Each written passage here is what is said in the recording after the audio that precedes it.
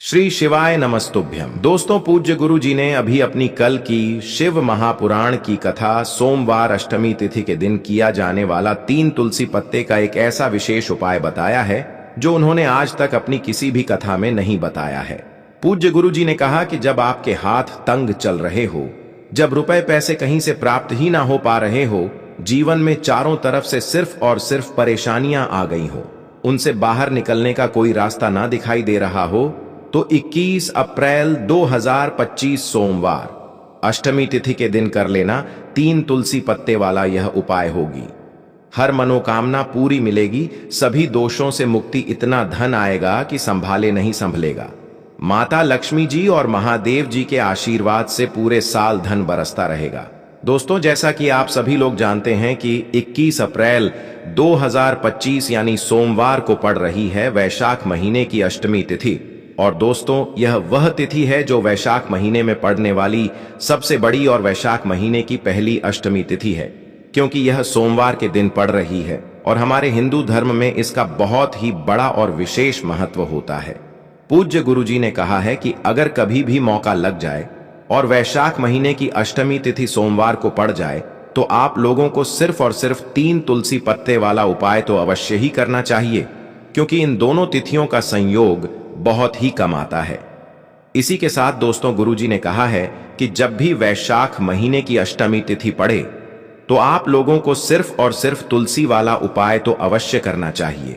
यह उपाय इतना खास है कि अगर आपने सही मुहूर्त पर सही क्रिया अनुसार 3 तुलसी के पत्ते वाला उपाय कर लिया, जो प्राचीन काल के समय का महा उपाय है, तो मान के चलिए दोस्तों, महादेव जी के आशीर्वाद से आपके जीवन का कितना ही बड़ा दुख हो, उससे आपको मुक्ति मिल जाएगी। आपकी कोई भी मनोकामना हो, मान लीजिए आप नौकरी की तैयारी कर रहे थे तो आपकी नौकरी लग जाएगी, आपका बंद पड़ा व्यापार चल पड़ेगा। और दोस्तों, आप जिस बीमारी से आप बहुत दिनों से परेशान थे, उस बीमारी से आपको मुक्ति मिल जाएगी। आपके जीवन में धन आना शुरू हो जाएगा, आपके जीवन में धन आने के नए नए रास्ते खुल जाएंगे। और मान के चलिए दोस्तों, फिर आपको किसी भी प्रकार की परेशानी का सामना नहीं करना पड़ेगा।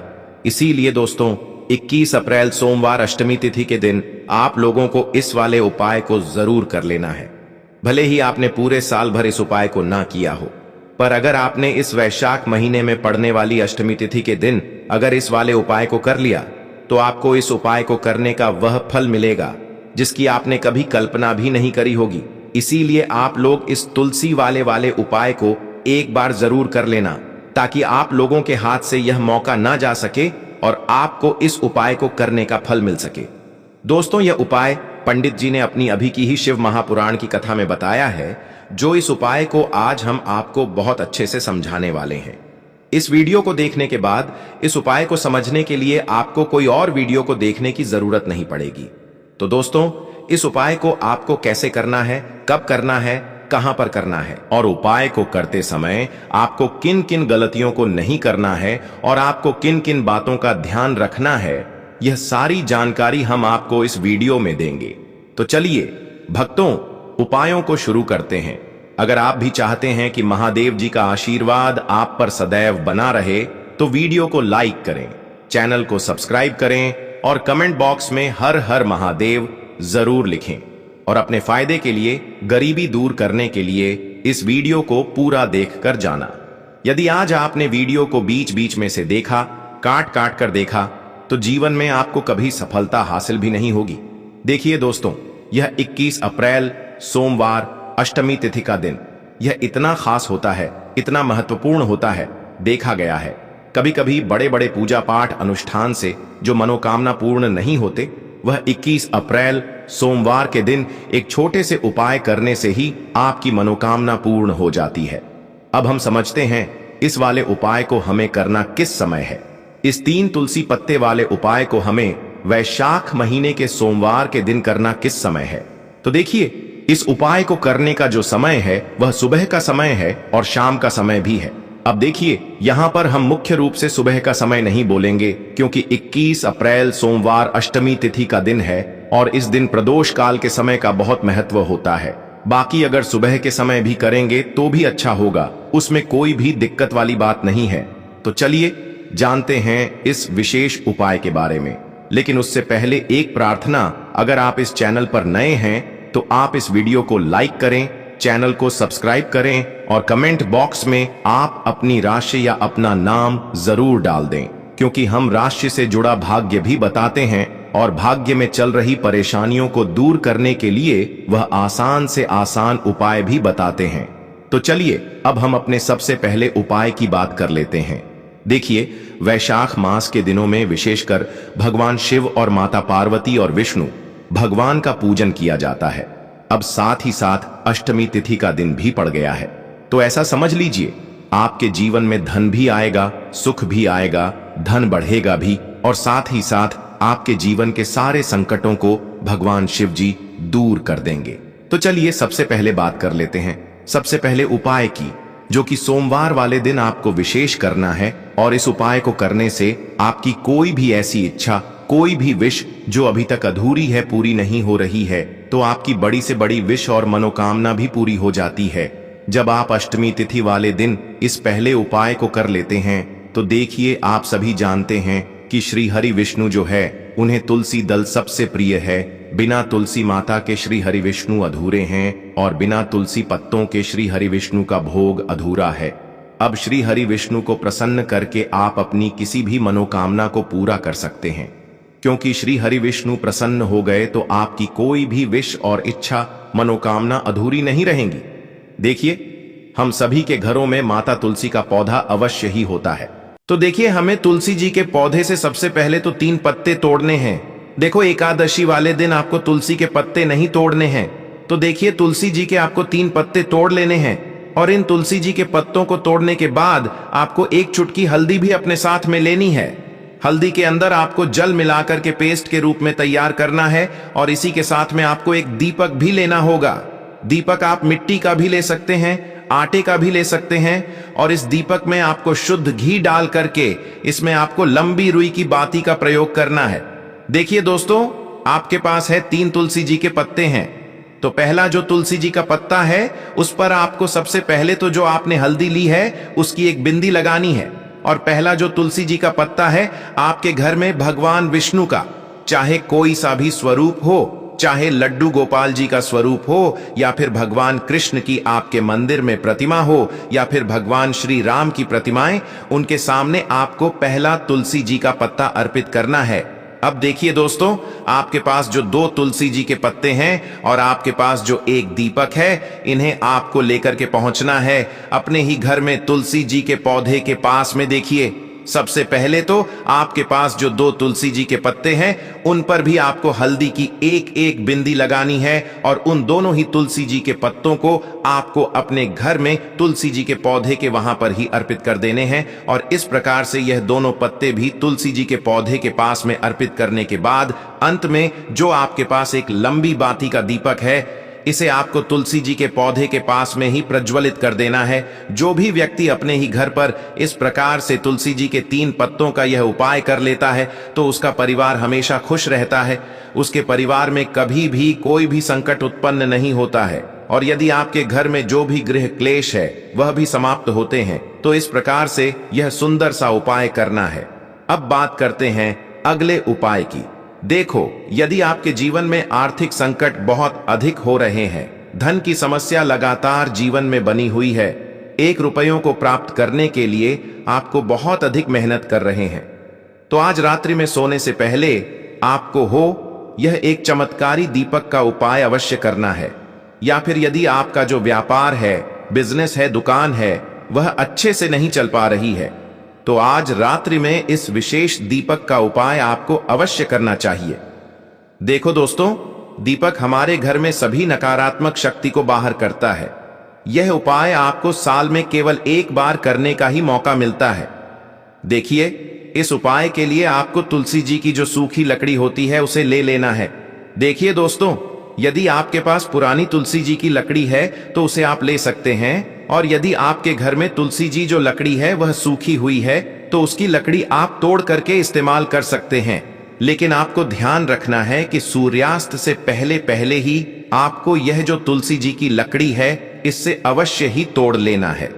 तो इस उपाय के लिए आपको सबसे पहले तो एक मिट्टी का दीपक लेना होगा।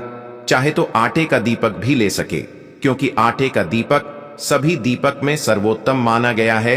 इस दीपक के अंदर आपको शुद्ध घी का प्रयोग करना होगा और इससे दीपक के अंदर आपने जो तुलसी जी की लकड़ी ली है उसे भी रख देना है।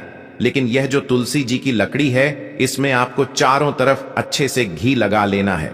देखिए, गुरु जी ने बताया है कि जो तुलसी जी की लकड़ी है, यदि आप उपाय करते हैं और बहुत ही शीघ्रता से जल जाती है, तो इसके लिए आपको एक कार्य करना है। आपको थोड़ी सी रुई ले लेनी है और उस रुई को आपने जो तुलसी जी की लकड़ी ली है उस पर अच्छे से चारों तरफ लपेट देनी है। तुलसी जी की लकड़ी के ऊपर रुई लपेटने के बाद इसे आपको पूरा घी के अंदर डुबो लेना है। अब इसे आपको बाती के रूप में प्रयोग करना है। अब दोस्तों, इस दीपक को आपको प्रज्वलित कहां करना है? तो इस दीपक को आपको या तो भगवान विष्णु के सामने प्रज्वलित करना होगा, या फिर आपको भगवान श्री राम के सामने प्रज्वलित करना होगा, या फिर भगवान कृष्ण के सामने, यानी कि भगवान विष्णु के जो भी अवतार हैं उनके सामने आप यह दीपक प्रज्वलित कर सकते हैं। या फिर आप इस दीपक को माता तुलसी जी के सामने भी प्रज्वलित कर सकते हैं। पूज्य गुरु जी ने बताया है कि जो भी व्यक्ति इस प्रकार से तुलसी जी की डंडी से यह दीप दान कर देता है, उसके जीवन में कभी भी धन की समस्या नहीं होती है। इसीलिए आपको यह पूरे साल में केवल एक बार ही मौका मिलता है। इस उपाय को करके देखना, आपकी सभी इच्छाएं जरूर पूर्ण होंगी। यह जो उपाय है रात्रि में सोने से पहले करना है। यह उपाय करते सर्वश्रेष्ठ होने वाला है। देखिए, इस उपाय के लिए आपको मात्र 5 हरे मूंग के दाने ले लेना है। देखिए, तिथि है और यह सोमवार के दिन पड़ रही है, इसीलिए आपको 5 हरे मूंग के दाने लेना है। हरे मूंग के दाने आपको साबुत लेने हैं, खंडित नहीं होने चाहिए। इस बात का ध्यान रखें।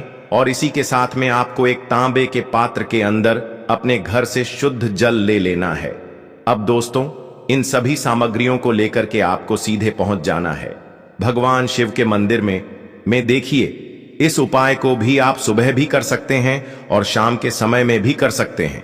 देखिए, भगवान शिव के मंदिर में पहुंचने के बाद आपके पास जो 5 हरे मूंग हैं, उनमें से पहला जो हरा मूंग है, आपको शिवलिंग के सामने जो नंदी महाराज होते हैं और उनका जो पैर उठा हुआ होता है, वहां पर आपको पहला हरा मूंग समर्पित कर देना है और आपको ओम नमः शिवाय इस मंत्र का जाप कर लेना है। फिर आपको दूसरा हरा मूंग लेना है और शिवलिंग पर जो श्री गणेश जी वाला स्थान होता है, वहां पर आपको यह दूसरा हरा मूंग समर्पित कर देना है। यानी कि शिवलिंग के सीधे तरफ आपको यह दूसरा हरा मूंग समर्पित करना है और फिर आपको ओम नमः शिवाय या फिर श्री गणेशाय नमः इस मंत्र का जाप कर लेना है। तीसरा हरा मूंग का दान आपको भगवान शिव की सबसे प्रिय पुत्री माता अशोक सुंदरी वाले स्थान पर समर्पित करना होगा। शिवलिंग की जो जलाधारी होती है, जहां से जल बह के आता है, उसी जलाधारी के बीच में जो कहीं कहीं उठी हुई लाइन होती है सांप की आकृति के रूप में, वहीं पर आपको तीसरा हरा मूंग समर्पित करना है और फिर आपको ओम नमः शिवाय इस मंत्र का जाप कर लेना है। अब दोस्तों, चौथा जो हरा मूंग है उसे आपको भगवान कार्तिकेय जी का जो स्थान होता है शिवलिंग पर, वहां पर आपको यह चौथा हरा मूंग का दाना समर्पित कर देना है और आपको ओम नमः शिवाय इस मंत्र का जाप कर लेना है। अब दोस्तों, आपके पास जो 5वां और अंतिम हरा मूंग बचा हुआ है, उसे आपको उसे जल के पात्र के अंदर डाल देना है और इस हरे मूंग से युक्त जल से आपको भगवान शिव के शिवलिंग का अभिषेक कर देना है। जल आपको बिल्कुल धीरे धीरे समर्पित करते जाना है और लगातार आपको शिव महापुराण के मूल मंत्र श्री शिवाय नमस्तुभ्यम इस मंत्र का जाप करते रहना है। फिर आपको शिवलिंग के सामने बैठकर, यदि आप अपने बच्चों के लिए यह उपाय कर रहे हैं, यदि आप अपने बच्चों की बुद्धि ज्ञान और विवेक के लिए उपाय कर रहे हैं, तो उसके लिए आपको प्रार्थना कर लेनी है। या फिर व्यापार में वृद्धि करने के लिए यह उपाय कर रहे हैं, तो उसकी कामना करते हुए आपको प्रार्थना कर लेनी है। या फिर अपनी नौकरी के लिए कर रहे हैं, या फिर अपने इंटरव्यू के लिए, या फिर धन की प्राप्ति के लिए कर रहे हैं। जिस भी कामना के लिए आप उपाय कर रहे हैं, उसे परिपूर्ण करने के लिए आपको महादेव से प्रार्थना कर लेनी है और फिर आपको वापस अपने घर आ जाना है। पूज्य गुरु जी ने कहा है कि जो भी व्यक्ति इस उपाय को कर लेता है, तो यकीन मानिए आपके जीवन की जो सारे संकट, कष्ट और बाधाएं हैं, वह सभी समाप्त होंगे। आप दोस्तों, हम जान लेते हैं चौथे चमत्कारी उपाय के बारे में। लेकिन यह उपाय विशेषकर उन लोगों को करना है जिनका व्यापार बिल्कुल भी ढंग से नहीं चल पा रहा है, या फिर जिनके घर में धन की परेशानी बहुत अधिक है, साथ ही साथ जिनका जो बुध ग्रह है वह कमजोर अवस्था में है, तो उन्हें यह उपाय करना चाहिए। बुध ग्रह को मजबूत करने के लिए आपको विशेषकर यह उपाय करना है।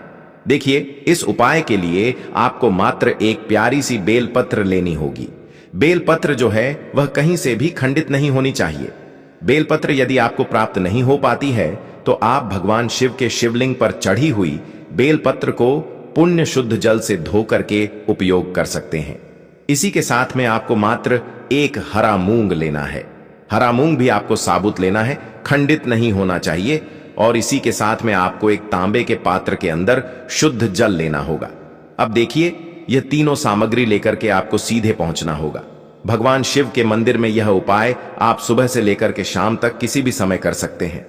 देखिए, सबसे पहले तो आपके पास जो एक बेलपत्र है उससे आपकी जो भी कामना है, चाहे व्यापार से जुड़ी हो, बुद्धि ज्ञान विवेक की प्राप्ति के लिए हो, आपके घर में सुख शांति को लेकर आपकी कोई कामना हो, जो भी आपकी कामना है उन्हें आपको बोलना है। और यह जो एक बेलपत्र है, सबसे पहले तो आपको माता अशोक सुंदरी वाले स्थान पर समर्पित कर देनी है। देखें, बेलपत्र की चिकनी साइड शिवलिंग से स्पर्श रहेंगी और इसकी जो डंडी है वह आपको जलाधारी की ओर रखनी है। इस प्रकार से आपको यह जो बेलपत्र है इससे माता अशोक सुंदरी वाले स्थान पर समर्पित कर देना है। अब दोस्तों, आपके पास जो एक हरा मूंग का दाना है उससे आपको आपकी जो भी कामना है उसे बोलते हुए उस हरे मूंग दाने को आपको उसे जल पात्र के अंदर डाल देना है। अब दोस्तों, यह जो हरा मूंग युक्त जल है इसे आपको समर्पित करना है। आपकी जो भी कामना है, चाहे आपका जो व्यापार है वह अच्छे से नहीं चल पा रहा है, तो इस प्रकार से आपको कामना करनी है। और यह जो हरी मूंग से युक्त जल, इसमें से थोड़ा सा जल सबसे पहले तो आपको भगवान श्री गणेश जी वाला स्थान पर समर्पित करना है। फिर थोड़ा सा जल आपको माता अशोक सुंदरी वाले स्थान पर समर्पित करना है। और फिर जो अंत में थोड़ा सा जल और बचेगा उसे पूरा आपको भगवान शिव के शिवलिंग पर धीरे धीरे अर्पित कर देना है। श्री शिवाय नमस्तुभ्यम इस मंत्र का जाप करते हुए। तो इस प्रकार से आपको थोड़ा थोड़ा जल समर्पित करना है।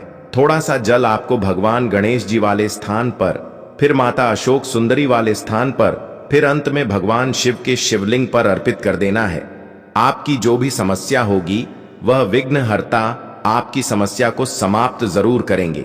अब हम बात कर लेते हैं तीसरे उपाय की।